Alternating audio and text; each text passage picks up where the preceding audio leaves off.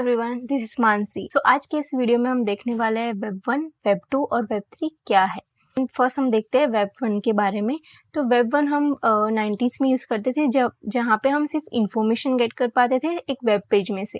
तो हमारे पास क्या होता था, एक वेब पेज होता था और उसमें से हम सिर्फ इंफॉर्मेशन रीड कर पाते थे, जिससे हमें इंफॉर्मेशन गेट होती थी। हम उससे इंटरेक्ट नहीं कर पाते थे। कि जैसे कि हम यहाँ पे एग्जाम्पल देख सकते हैं, गूगल है, याहू है और विकीपीडिया है। हम उसमें सिर्फ रीड कर सकते हैं, इसमें से हम इंफॉर्मेशन सिर्फ गेट कर सकते हैं, इंटरेक्ट नहीं कर पाते। जैसे कि कमेंट करना, शेयर करना, लाइक करना और कुछ पोस्ट करना, तो वो सब वेब 1 में पॉसिबल नहीं था। उसमें हम सिर्फ रीड कर पाते थे। नाउ टेक्नोलॉजी अपग्रेड हुई और वेब 1 का अभी वेब 2 वर्जन आया। तो वेब 2 में हम क्या कर पाते थे, प्लेटफॉर्म से इंटरेक्ट कर पाते थे वेब पेजेस से। तो हम देखते हैं फेसबुक का एग्जांपल। तो फेसबुक में हम क्या कर सकते हैं, हम कुछ पोस्ट कर सकते हैं, लाइक कर सकते हैं, कमेंट कर सकते हैं। तो हम वो प्लेटफॉर्म से इंटरेक्ट कर रहे हैं। तो हम उसमें वेब 1 में सिर्फ रीड था, अभी वेब 2 में क्या हम इंटरेक्ट कर रहे हैं, सब हम पोस्ट कर रहे हैं, लाइक कर रहे हैं। तो यहाँ पे फेसबुक का एग्जांपल है, बट यहाँ पे क्या था, एक बीच में इंटरमीडिएट था फेसबुक, जिसके पास पूरा डेटा रहता था हमारा। तो अगर हमें कोई वेब 2 का कोई प्लेटफॉर्म या कुछ वेब पेज एक्सेस करना है, तो उसके लिए हमें हमारी इंफॉर्मेशन देनी पड़ती है। कि जैसे हमारा पर्सनल डेटा, जैसे कि हमारा फ़ोन नंबर, ईमेल या नेम, और कई एप्लीकेशन तो ऐसी है जो इवन गैलरी का एक्सेस भी लेती है। तो ये सब डेटा उनको हम देना पड़ता था, वो इंटरमीडिएट प्लेटफॉर्म को। तो हमें क्या लगता था कि हमें वो एप्लीकेशन फ्री में यूज़ करने के लिए मिल रही है, बट वो एक्चुअली हमारे पर्सनल डेटा से वो अर्न करते थे। तो वो हमें हमारा पर्सनल डेटा देना पड़ता था और हम इंटरेक्ट तो कर पाते थे। तो ये था वेब 2। अभी कैसे इकोनॉमी है ना, वो ये जैसे सब लोग इंटरनेट यूज़ कर रहे हैं, अभी ऑलमोस्ट सब पीपल इंटरनेट यूज़ करते हैं। तो इकोनॉमी वो डायरेक्शन में ग्रो कर रही है फास्ट। तो पीपल इन्वेस्ट कर रहे हैं ज़्यादातर उस सेक्टर में। तो वो इकोनॉमी ज़्यादा ग्रो हो रही है, तो वो पीपल ज़्यादा इन्वेस्ट कर रहे हैं। तो वो टेक्नोलॉजी ज़्यादा स्पीड से ग्रो करेगी। तो वेब 2 में से अब आया वेब 3। तो वेब 3 में क्या होगा, यहाँ पे हम चीज़ें ओन कर पाते थे। अभी वेब 2 में जो इंटरमीडिएट होते हैं प्लेटफॉर्म, तो उनका पूरा कंट्रोल हमारे डेटा पे था। या कुछ हम पोस्ट कर रहे हैं, या जैसे हमने कई बार सुना है कि कई वीडियो वायरल हुए और फिर वो कई रीज़न की वजह से प्लेटफॉर्म में से हटा दिए गए। तो वो पूरा कंट्रोल वो प्लेटफॉर्म का था कि उन्होंने वो पूरा पोस्ट हटा दिया या वीडियो हटा दिया, तो वो उनका पूरा कंट्रोल था। अभी वेब 3 में क्या है, वो किसी इंटरमीडिएट या किसी जो बीच का होता है, वो उसकी ओनरशिप नहीं होती। यहाँ पे जो क्रिएट करता है वो ओन करता है। तो यहाँ पे हम जैसे कि कुछ अपलोड कर रहे हैं, पोस्ट या कुछ डिजिटल एसेट अपलोड करते हैं, हमने एनएफटी के बारे में सुना होगा, तो वो सब हम ओन करते हैं। कोई थर्ड पार्टी का उस पर कंट्रोल नहीं होता। तो यहाँ पे वेब 3 में वेब 3 में क्या है कि हमें वो वेब 3 के कुछ प्लेटफॉर्म को एक्सेस करने के लिए हमें कुछ पर्सनल डेटा देना नहीं पड़ता। हमें सिर्फ एक वॉलेट एड्रेस की ज़रूरत होती है। जैसे कि वॉलेट एड्रेस के लिए हम मेटामास्क, वॉलेट कनेक्ट या ट्रस्ट वॉलेट ये सब यूज़ कर सकते हैं। इसके बारे में डिटेल में हम आगे देखेंगे। तो ये वेब 3 बेसिकली ओनरशिप के बारे में है कि हम ओन करते हैं, कोई थर्ड पार्टी का कुछ कंट्रोल नहीं होता उसमें। वेब 2 में थर्ड पार्टी का कंट्रोल होता है, वो जब चाहे वो बैन कर सकते हैं, वो डिलीट कर सकते हैं। और प्रोवाइड करने के लिए उनको पर्सनल डेटा चाहिए होता है, वो दूसरी इनकम के लिए वो यूज़ करते हैं। तो ये सब था वेब 1, वेब 2 और वेब 3 के बारे में। ब्लॉकचेन क्या है, एक चीज़ हमें ध्यान रखनी है, जब भी हम कोई नई चीज़ सीख रहे हैं तो फर्स्ट हमें ट्राई करना है कि वो वर्ड को हम डिकोड करें कि वो वर्ड का मीनिंग क्या है। तो यहाँ पे हम देखते हैं कि ब्लॉकचेन, तो ब्लॉक और चेन मतलब कि एक चेन है मल्टीपल ब्लॉक्स की। तो अभी ब्लॉक्स में क्या होगा, तो यहाँ पे हम जैसे डायग्राम में देख सकते हैं कि यहाँ पे एक छोटी सी चेन है। It could be very big, but here I take example of small chain. तो यहाँ पे 3 ब्लॉक की चेन है, block A, block B and block C. तो अभी ब्लॉक में क्या रहेगा, तो ब्लॉक में 3 चीज़ रहेंगी। First one is a hash. तो हैश होगा unique ID of particular block. मतलब कि हम लेट्स टेक एग्जांपल कि हम हर एक पर्सन का यूनिक फिंगरप्रिंट होता है, जिससे हम वो पर्सन को आइडेंटिफाई कर सकते हैं, राइट। तो यहाँ पे सेम वे में ब्लॉक को आइडेंटिफाई करने के लिए हमारे पास हैश होता है, जो उसकी यूनिक आईडी होती है। हर एक ब्लॉक में यूनिक आईडी होती है, वो उसको हैश बोलते हैं। अब सेकेंड थिंग है data. Now data can be anything, like data can be, let's consider कि रिकॉर्ड्स है मल्टीपल, जैसे पर्सन ए ने पर्सन बी को ट्रांजेक्शन किया, पैसे ट्रांसफ़र किए, and then again person B ने अनदर पर्सन को ट्रांसफ़र किए, तो वो सारे रिकॉर्ड स्टोर होंगे डेटा में, राइट. तो वो इट कैन बी डेटा. फिर third value is previous hash. So अभी प्रीवियस हैश में क्या रहेगा, तो प्रीवियस हैश होगा वो पर्टिकुलर ब्लॉक के आगे वाले का हैश. यहाँ पे हम जैसे देख सकते हैं कि हमारे पास ब्लॉक बी है, उसका प्रीवियस हैश है ब्लॉक ए का हैश. तो यही प्रीवियस हैश है जो कनेक्टेड रखता है टू ब्लॉक को.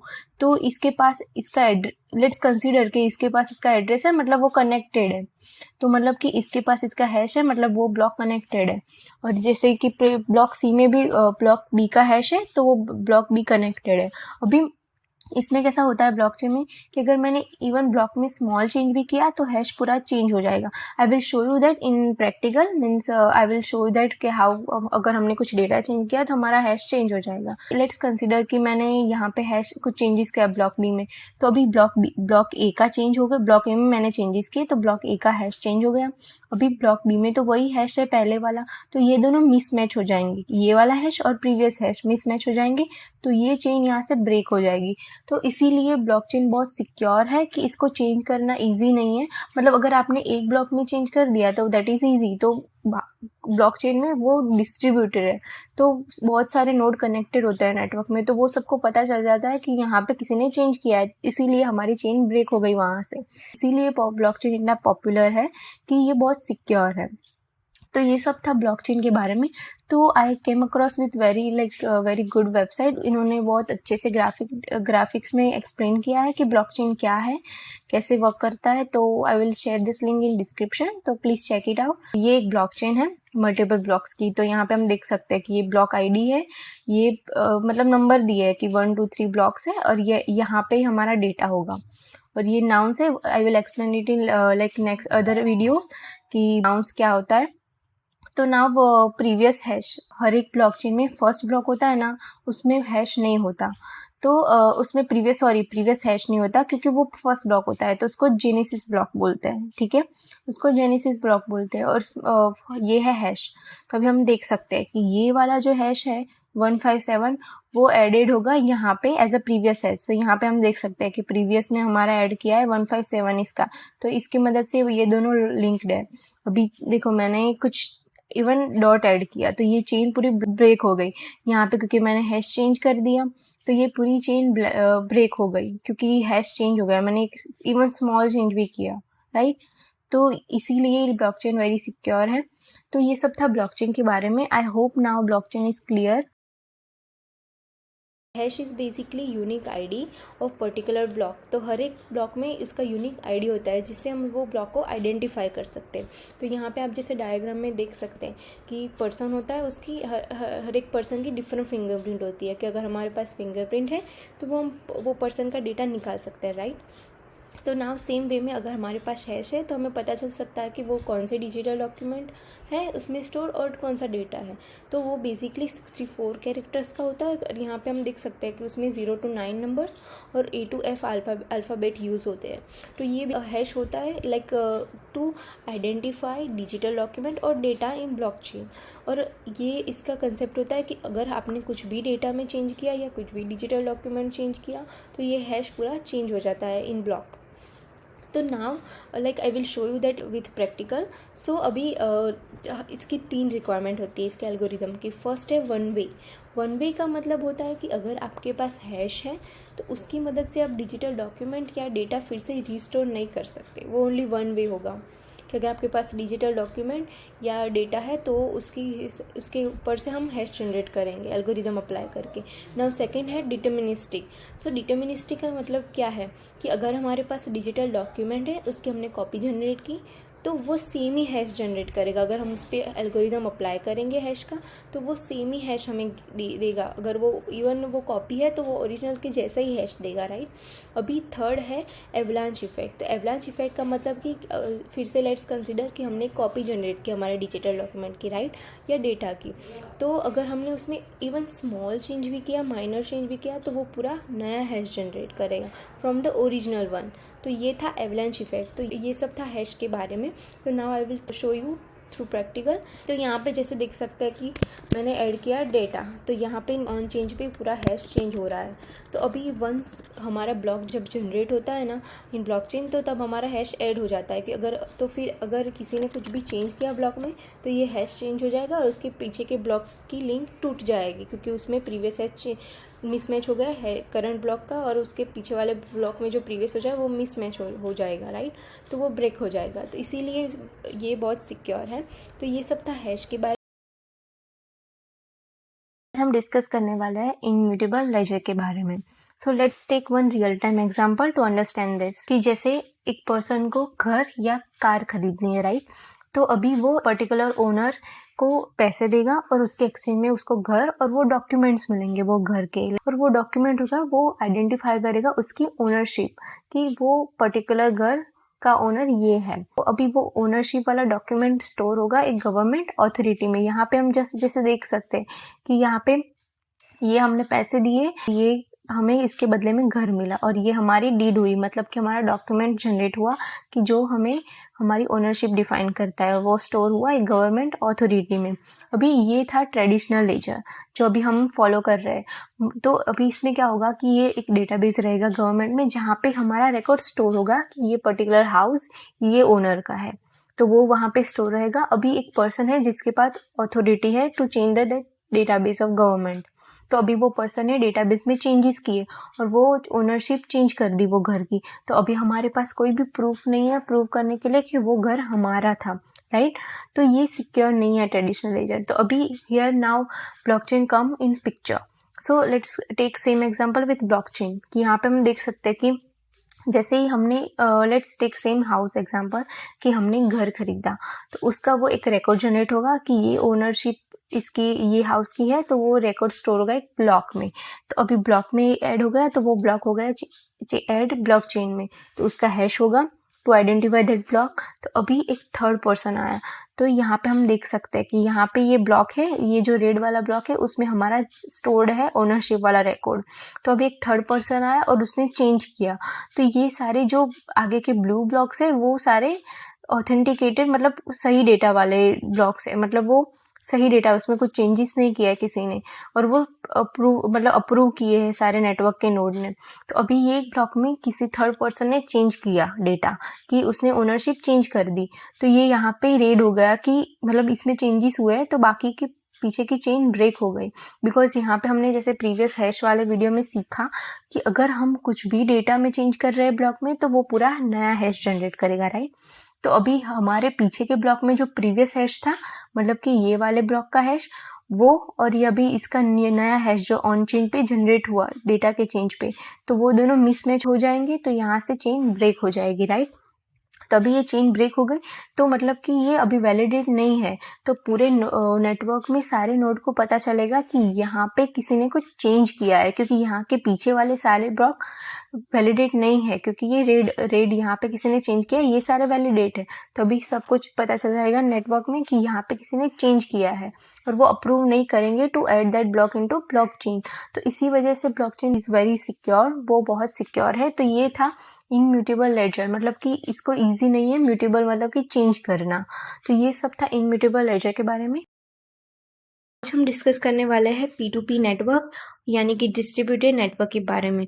तो आप जैसे यहाँ पे डायग्राम में देख सकते हैं कि यहाँ पे डिफरेंट कंप्यूटर्स है जो कनेक्टेड है, और यहाँ पे उसमें चेन्स होती है। It can be in different cities in different countries, तो वो सब एक नेटवर्क में कनेक्टेड रहते हैं और वो सेम ब्लॉकचेन शेयर करते हैं। मतलब कि यहाँ पे एक ब्लॉकचेन है, वो सेम ब्लॉकचेन रहेगी इस कंप्यूटर में और ये दोनों कंप्यूटर में। वो सारे नेटवर्क के सारे नोड एक सेम ब्लॉकचेन शेयर करेंगे। तो नाउ अभी हम देखते हैं कि ये यूजफुल क्यों है। यहाँ पे जैसे इस इमेज में हम देख सकते हैं कि यहाँ पे ये सारे नोड्स हैं जो अलग अलग है, वो कनेक्टेड है नेटवर्क में पूरे, और ये सारे एक ही ब्लॉकचेन शेयर करते हैं, राइट। तो यहाँ पे हम देख सकते हैं कि वो सेम ही ब्लॉकचेन शेयर कर रहे हैं। अभी एक हैकर ने क्या किया, एक कंप्यूटर की ब्लॉकचेन हैक कर ली, ठीक है, हैक कर ली यानी कि डेटा कुछ चेंज किया। तो अब हमने जैसे प्रीवियस वीडियो में सीखा कि एक अगर कुछ भी डेटा चेंज होगा ब्लॉक में, तो उसके पीछे की चेन ब्रेक हो जाएगी। तो मतलब कि ये ब्रेक हो गई, और यहाँ पे चेंजेस आ गए। तो अभी ब्लॉकचेन ऐसे डेवलप किया होता है कि वो कॉन्स्टेंटली चेक करता है इन नेटवर्क की सारे जितने भी कनेक्टेड नोड है उस सारे नोड की ब्लॉकचेन एक दूसरे से मैच होनी चाहिए, राइट। तो अभी वो चेक कर रहा है, तो उसको पता चला कि यहाँ पे जो ये नोड में जो चेन है वो ये सारे नोड की चेन से डिफरेंट है, मतलब कि ये पांचों की जो ब्लॉकचेन है वो ये चेन से डिफरेंट है, मतलब कि यहाँ पे कुछ चेंजेस हुए हैं, मतलब उसके आइडेंटिफाई किया कि यहाँ पे हैक हुआ है। तो अभी वो क्या करेगा, ये जो ज़्यादा मैच हो रही है ब्लॉकचेन उसको कॉपी करके ये वाले नोड में ऐड कर देगा। तो इसीलिए ये बहुत सिक्योर है। तो पूरी ब्लॉकचेन को चेंज करने के लिए उनको ये सारे नेटवर्क की ऑलमोस्ट लाइक 50 से ज़्यादा नोड को उनको चेंज कर नोड की ब्लॉकचेन को चेंज करना होता है, जिसे बेसिकली 51% अटैक बोलते हैं, जिसमें हैकर्स होते हैं वो साथ में मिलके नेटवर्क के 50 से ज़्यादा नोड को हैक करते हैं टू चेंज द ब्लॉकचेन। तो ये जो बहुत हार्ड है और बहुत कम समय में करनी पड़ती है, जो बहुत डिफ़िकल्ट है, तो इसीलिए ये बहुत सिक्योर है। वो जल्दी हैकर हैक नहीं कर सकता डेटा और चेंज नहीं कर सकता इन ब्लॉकचेन। सो इसीलिए distributed network is very useful. तो ये सब था डिस्ट्रीब्यूटेड P2P नेटवर्क के बारे में। हाँ, and let me show you through practical as well. यहाँ पे हम देख सकते हैं कि पीयर 1 मतलब नोड ए, पीयर ए मतलब नोड ए, नोड बी और नोड सी, तो ये सब शेयर करते हैं सेम ब्लॉकचेन। यहाँ पे जो सेम है वैल्यू वहाँ पे यहाँ पे भी सेम, और हैश वो सब सेम रहेगा। तो मतलब कि ये तीनों नोड सेम ब्लॉकचेन शेयर करते हैं। अभी मैंने यहाँ पे लेट्स कंसिडर में डेटा में कुछ ऐड किया है, लो, तो ये मेरी चेन ब्रेक हो गई, राइट। तो यहाँ पे वो दो चेन सेम है, बट यहाँ पे वो चेन डिफरेंट हो गई क्योंकि यहाँ पे हैश और वो सब चेंज हो गया, यहाँ पे डेटा चेंज हो गया। तो ये ब्लॉकचेन तुरंत ये वाली चेन कॉपी करके ये वाले नोड में ऐड कर देगा, ताकि कोई डेटा चेंज ना रहे ब्लॉकचेन में, ठीक है। तो ये सब था डिस्ट्रीब्यूटेड P2P नेटवर्क के बारे में। आज हम डिस्कस करने वाले हैं माइनिंग प्रोसेस के बारे में। ब्लॉकचेन में हम ब्लॉक ऐड करते हैं, वो प्रोसेस को हम माइनिंग बोलते हैं। तो अभी वो माइनिंग कैसे होगी, तो लेट्स कंसिडर कि एक माइनर है, तो ये माइनिंग कोई भी कर सकता है। Just you need like high power computer, क्योंकि इसमें मैथमेटिक कैलकुलेशन करने होते हैं, जिसके लिए एक हाई पावर कंप्यूटर की रिक्वायरमेंट होती है। एज्यूम कि ये हमारे पास एक ब्लॉक है जिसमें हमारा डेटा स्टोर है, यहाँ पे हमारा डेटा स्टोर है, ये हमारा प्रीवियस हैश यानी हैश है। सो अभी यहाँ पे एक वैल्यू होती है जिसे बोलते हैं नाउंस, तो बोलते हैं नंबर वंस। तो ये नंबर को माइनर को कॉन्स्टेंटली गेस करना होता है to generate the targeted hash. अभी जब भी ब्लॉकचेन में ब्लॉक ऐड करना होता है तो एक टारगेटेड हैश जनरेट होता है, तो वो माइनर को वहाँ तक पहुँचना होता है बाय जनरेटिंग नाउंस। तो वो जब नाउंस जनरेट करता है तो उसके साथ हैश भी जनरेट करता है। तो वो एक टारगेटेड जो यहाँ पे डिफाइंड होता है, यहाँ पे टारगेटेड एक डिफाइंड होता है हैश, तो वहाँ तक ये नाउंस से जनरेट करके पहुँचाना होता है। वंस वो माइनर यहाँ तक पहुँच जाता है टारगेटेड हैश पे, उसे मिल जाता है, तो वो ब्लॉक माइन हो जाता है और मतलब कि ऐड हो जाता है इन ब्लॉकचेन। तो यहाँ पे हम देख सकते हैं कि यहाँ पे डिफरेंट नाउंस जनरेट किए हैं, बट यहाँ पे कोई भी नाउंस में हैश मैच नहीं हो रहा। तो मतलब कि यहाँ पे हमें उसको माइनर को कीप गेस करना होता है कि नाउंस गेस मतलब उसको कैलकुलेशंस करने होते हैं, बट हम ज़्यादा डिटेल में नहीं जाएंगे वो कैलकुलेशन के बारे में। तो यहाँ पे हम जिस प्रोसेस को सीखेंगे कि मतलब प्रोसेस क्या होती है बेसिकली, तो यहाँ पे उसको कॉन्स्टेंटली जनरेट करने होते हैं नाउंस से हैशेस। तो और यहाँ पे वो ये नाउंस टोटली अनप्रिडिक्टेबल होते हैं, मतलब कि ये अगर यहाँ पे कोई डिफरेंट हैश मिला तो यहाँ पे कोई डिफरेंट टोटली हैश मिलेगा। तो हम इससे अज्यूम नहीं कर सकते कि मुझे यहाँ पे जो हैश मिला तो मुझे इससे थोड़ा टारगेटेड आगे वाला है तो मैं यहाँ पे जनरेट करूँगा तो मुझे वो मिल जाएगा। ये टोटली अनप्रिडिक्टेबल होता है। तो ये माइनर्स को करना होता है कि उनको नाउंस जनरेट करना होता है और उसकी मदद से वो हैश जनरेट करते हैं टू रीच द टारगेट। तो ये सब था माइनिंग प्रोसेस के बारे में। हम डिस्कस करने वाले हैं consensus protocol. So let's assume कि हमें कैसे पता चलेगा कि जो ब्लॉक ऐड होने वाला है ब्लॉकचेन में वो सिक्योर है या हैकर ऐड नहीं कर रहा है। तो उसके लिए लिस्ट ऑफ रिक्वायरमेंट्स होती है, मतलब जो नेटवर्क में जितने भी कनेक्टेड नोड होते हैं ना, वो सबके पास लिस्ट ऑफ रिक्वायरमेंट्स होते हैं। जैसे आप यहाँ पे इमेज में देख सकते हैं कि यहाँ पे लिस्ट ऑफ रिक्वायरमेंट्स है, ये होती है हर एक नोड के पास इन नेटवर्क। वंस ये रिक्वायरमेंट मैच होगी ब्लॉक से, तभी वो ब्लॉक ऐड होगा ब्लॉकचेन में माइनिंग के प्रोसेस के बाद में। तो ये है रिक्वायरमेंट्स, जैसे कि check synthetic correctness, block hash must satisfy claim and bits proof of work and then time step and all. So ये सब रिक्वायरमेंट मैच होगी तभी ब्लॉकचेन में ऐड होगा. नाउ सेकेंड थिंग इज़ कि प्रीवियस वीडियो में हमने सीखा डिस्ट्रीब्यूटेड P2P नेटवर्क में, जैसे कि सारे नेटवर्क में सारे नोड में एक सेम ब्लॉकचेन शेयर्ड होती है. ठीक है, तो अभी क्या हुआ कि कोई 2 नोड ने साथ में ब्लॉक ऐड किया एक ही टाइम पे. तो अभी हम वो कैसे डिफाइन होगा कि कौन सा ब्लॉक ऐड होगा फर्स्ट. तो अभी क्या होगा इसमें, यहाँ पे जैसे हम इमेज में देख सकते हैं कि ये ऑरेंज ब्लॉक्स है और ये पर्पल ब्लॉक है. मतलब ये चारों में ऑरेंज ब्लॉक फर्स्ट ऐड हुआ और ये 2 में ये पर्पल ब्लॉक ऐड हुआ. तो मतलब ये ऑरेंज वाला था वो ये वाले नोड ने ऐड किया और ये पर्पल वाला था ये नोड ने. ये दोनों ब्लॉक साथ में ऐड हुए ब्लॉकचेन में. बट ये 4 कंप्यूटर ने पहले ऑरेंज वाला ऐड कर दिया और ये 2 ने पर्पल वाला ऐड किया. तो अभी वो कैसे डिसाइड होगा कि कौन सा ब्लॉक ऐड होगा और कौन सा नहीं. तो यहाँ पे ऐसा होगा कि ब्लॉकचेन में वो चेक करेगा कि जो सबसे लॉन्ग चेन होगी, मतलब कि जिसके पास ज़्यादा हैशिंग पावर, मतलब कि जिसका हैश ज़्यादा होगा, वो ब्लॉकचेन दूसरे में कॉपी करेंगे. हमने जैसे P2P नेटवर्क में देखा कि जो ज़्यादा ब्लॉकचेन होगी, मतलब ज़्यादा शेयर्ड होगी, वो ब्लॉकचेन कॉपी होगी जिसमें डिफरेंट है ब्लॉकचेन. तो ये चारों के पास सेम ब्लॉकचेन है तो इसका हैशिंग पावर ज़्यादा है, तो ये ब्लॉकचेन ऐड होगी ये वाले नोड्स में. इसकी वजह से ये ऑरेंज ब्लॉक ऐड होगा ये वाली चेन में और ये पर्पल ब्लॉक निकल जाएगा. तो जब ये 2 सेम टाइम पे 2 ब्लॉक ऐड हुए और जो रिमूव हो गया ब्लॉक में से उसको ऑर्फैन ब्लॉक बोलते हैं. तो ये सब था कंसेंसस प्रोटोकॉल के बारे में. हम डिस्कस करने वाले हैं ऑर्फैन ब्लॉक के बारे में. सो जैसे हमने देखा कंसेंसस प्रोटोकॉल में कि क्या होता है जब 2 ब्लॉक साथ में ऐड होते हैं फ्रॉम डिफरेंट नोड्स. अलग अलग नोड से 2 ब्लॉक अलग अलग साथ में ऐड होते हैं तो क्या होता है. तो बेसिकली तब जब जो ब्लॉकचेन के पास ज़्यादा हैशिंग पावर होती है वो ब्लॉकचेन में वो ब्लॉक ऐड होता है. तो यहाँ पे हम जैसे डायग्राम में देख सकते हैं कि यहाँ पे ये 4 नोड्स में एक ऑरेंज ब्लॉक ऐड हुआ और यहाँ पे दो नोड्स में पर्पल ब्लॉक ऐड हुआ. तो यहाँ पे 4 नोड्स की हैशिंग पावर ज़्यादा है, ये 4 सेम ब्लॉकचेन शेयर कर रहे हैं. तो ये ऑरेंज वाला ब्लॉक यहाँ पे पर्पल वाले ब्लॉकचेन्स में कॉपी हो जाएगा और ये पर्पल वाला ब्लॉक रिमूव होके ऐड होगा वापस मेमपूल में. तो इसे बोलते हैं ऑर्फैन ब्लॉक. सो हम यहाँ पे डायग्राम में देख सकते हैं कि यहाँ पे ये टाइम स्टेम है, ये ब्लॉक दोनों साथ में ऐड हो रहे हैं, जस्ट कुछ सेकंड का फ़र्क है. तो यहाँ पे हम देख सकते हैं कि ये दोनों साथ में ऐड हुए ब्लॉकचेन में. तो ये ब्लॉक ऐड हुआ ब्लॉकचेन में और ये रिमूव होके वापस गया मेमपूल में, तो ये ऑर्फैन ब्लॉक हुआ. ओके, तो ये ब्लॉक ऐड हो गया क्योंकि ये ब्लॉकचेन की हैशिंग पावर ज़्यादा होगी, तो ये ब्लॉक ऐड हो जाएगा और ये वापस जाएगा मेमपूल में.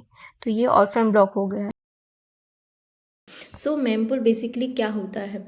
तो हमने जैसे आगे देखा कि हर एक ब्लॉकचेन में बहुत सारे नोड कनेक्टेड होते हैं जो माइनर्स कहते हैं. तो हर एक नोड के पास एक मेमपूल कनेक्टेड होता है जिसके अंदर सारे ट्रांजैक्शन स्टोर होते हैं कि किसी ने ट्रांजैक्शन ऐड किया तो वो स्टोर हुआ मेमपूल में हर एक नोड के पास. तो ऐसे मल्टीपल ट्रांजैक्शन स्टोर होता है मेमपूल में. सो यहाँ पे क्या होता है कि माइनर्स होता है जो नोड होता है वो पहले वो ट्रांजैक्शन पिक करता है जिसकी फ़ीस हाई होती है. तो यहाँ पे हम जिसे देख सकते हैं कि यहाँ पे ये जो ट्रांजैक्शन है ये ऑरेंज कलर के वो हाई फीस वाले हैं. तो यहाँ पे हमने देखा कि ये माइनर ने इस साइड ऐड कर दिए सारे. तो ये पहले माइन होंगे और ये ब्लॉक में मतलब ऐड होंगे और ये ब्लॉक ऐड होगा देन ब्लॉकचेन में. तो वो पहले हाई फीस वाले सिलेक्ट करेंगे एंड देन वो माइन करेंगे. तो यहाँ पे वो सारे ऐड कर दिए. तो हर एक ब्लॉक में हम उतने ऐड सकते हैं ट्रांजेक्शन कि जैसे ब्लॉक की साइज़ हो फ्यू 100 बाइट से 4 MB तक. तो इतनी ट्रांजेक्शन हम ऐड कर सकते हो. यहाँ पे हमने 4 ट्रांजेक्शन ऐड किए जिसकी फ़ीस हाई है. तो वंस ये जो ब्लॉक माइन हो जाएगा तो ये सारी फीस ये पर्टिकुलर नोड या माइनर को मिल जाएगी. तो इसीलिए पहले माइनर हाई फीस वाले ट्रांजेक्शन पिकअप करते हैं टू माइन. तो ऐसे ही ये वंस ये ब्लॉक माइन हो जाएगा और ये ब्लॉकचेन में ऐड हो जाएगा. तो बेसिकली ये होता है मेमपूल. और जब ये ट्रांजेक्शन ये ब्लॉक में ऐड हो गए राइट, तो अभी ये माइनिंग प्रोसेस कंप्लीट हो गई और ये वाला राइट वाला ब्लॉक ऐड हो गया ब्लॉकचेन में. तो ये जो सारे ट्रांजेक्शन है ना जो माइन हो गए ब्लॉक में, तो वो सारे यहाँ से रिमूव हो जाएंगे मेमपूल में से क्योंकि ये ऑलरेडी हो गए हैं. आई होप कि अभी मेमपूल क्लियर है. So in next will learn about UTXO. So first हम देखते हैं कि प्रूफ ऑफ वर्क क्या होता है। तो ये बेसिकली इन 1997 में इंट्रोड्यूस किया गया था, बट लोगों ने किया इन 2009 जब सतोशी नाकामोटो ने बिटकॉइन इंट्रोड्यूस किया। So basically proof of work होता क्या है, तो यहाँ पे बहुत सारे माइनर्स होते हैं जो कि होते हैं ब्लॉकचेन के नोड्स। तो वो सारे नोड्स माइनिंग करते हैं। माइनिंग मतलब वैलिडेट करना। उसमें माइनिंग में वो क्रिप्टोग्राफिकल पजल सॉल्व करते हैं जिससे एक ब्लॉक ऐड होता है ब्लॉकचेन में। तो ये इस प्रोसेस को हम माइनिंग बोलते हैं। तो यहाँ पे सारे माइनर्स होते हैं, जितने नोड कनेक्टेड होते हैं ब्लॉकचेन में, वो सारे माइनिंग करते हैं और ब्लॉक को ऐड करते हैं ब्लॉकचेन में। To do the mining high power computer require होते हैं to do the mining process. तो ये इसकी वजह से माइनर्स बहुत सारी इलेक्ट्रिसिटी यूज करनी होती है। तो ये प्रॉब्लम को सॉल्व करने के लिए हमें एक नए एल्गोरिदम की जरूरत थी। तो इन 2011 बिटकॉइन टॉक में एक the user with the name of quantum mechanic उसने इंट्रोड्यूस किया एक एल्गोरिदम जिसको उसने नाम दिया proof of stake. So now in proof of stake उसमें क्या होता है कि सारे माइनर्स माइनिंग नहीं करते, उसमें एक प्रोसेस होती है इलेक्शन प्रोसेस। तो उसमें इलेक्शन प्रोसेस में वैलिडेटर चूज किया जाता है और वो वैलिडेटर वैलिडेट करता है ब्लॉक को। प्रूफ ऑफ वर्क में सारे माइनर्स माइनिंग करते थे और यहाँ पे वैलिडेटर चूज किया इलेक्शन प्रोसेस से।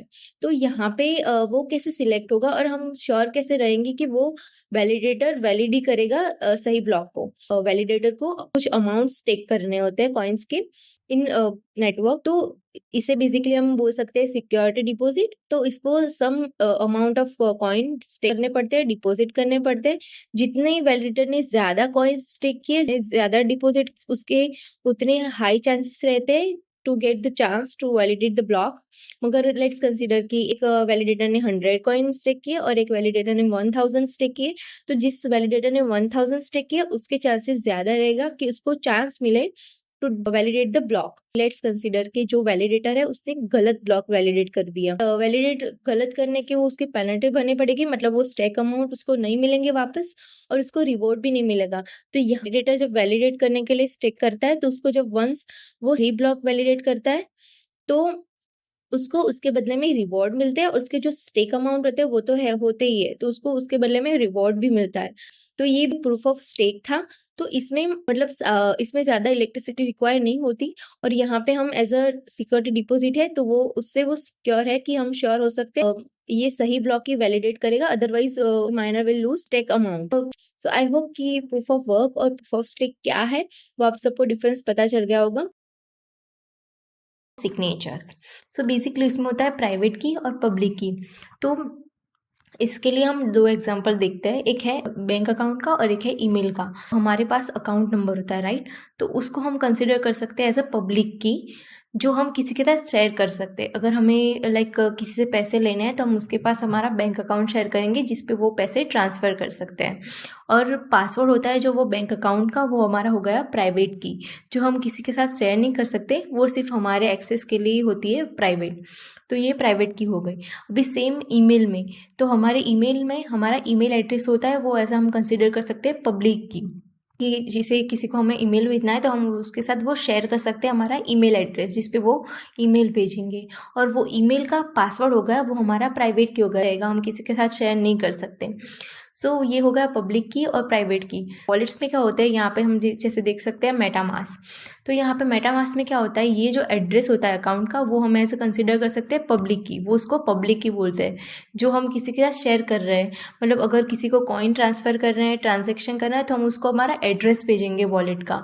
और हमारे वॉलेट में एक प्राइवेट की होती है जो हम किसी के साथ शेयर नहीं कर सकते, अदरवाइज उनका पूरा कंट्रोल हो जाएगा हमारे वॉलेट पे, तो वो होगा प्राइवेट। तो अभी क्या होता है, जब ट्रांजेक्शन करता है, हम जैसे कंसिडर कर देखते है वो हम साइन कर रहे हैं, तो वो प्रोसेस में एक वेरिफिकेशन फंक्शन करके एक फंक्शन होता है जो चेक करता है कि हम जो मैसेज साइन कर रहे हैं जो सिग्नेचर से, वो प्राइवेट की का है जो पब्लिक की हम यूज़ कर रहे हैं। मतलब कि अगर जैसे हम देखें कि ये एड्रेस से हम ट्रांजेक्शन कर रहे हैं, तो वो चेक करेगा कि ये एड्रेस का जो पब्लिक की है वो ये सिग्नेचर से मैच हो रहा है कि नहीं, मतलब कि वो पब्लिक की उसी प्राइवेट की से जनरेट हुई है जो हम साइन कर रहे हैं ट्रांजेक्शन। तो तो ये चेक करता है कि सिग्नेचर सही प्राइवेट की का है कि नहीं। मतलब इसमें प्राइवेट की अगर हमारे पास है तो हम पब्लिक की चेक कर सकते हैं, बट अगर हमारे पास पब्लिक की है तो उससे हम प्राइवेट की गेट नहीं कर सकते, तो ये रिवर्स पॉसिबल नहीं है। तो यही हम ट्रांजेक्शन में वेरिफिकेशन फंक्शन चेक करेगा कि हमारा जो सिग्नेचर है वो उसी प्राइवेट की में से आ रहा है जो पब्लिक की कनेक्टेड है। तो आई होप कि अभी सिग्नेचर क्या है वो क्लियर हो गया होगा। तो let's meet in next video. Thank you for watching.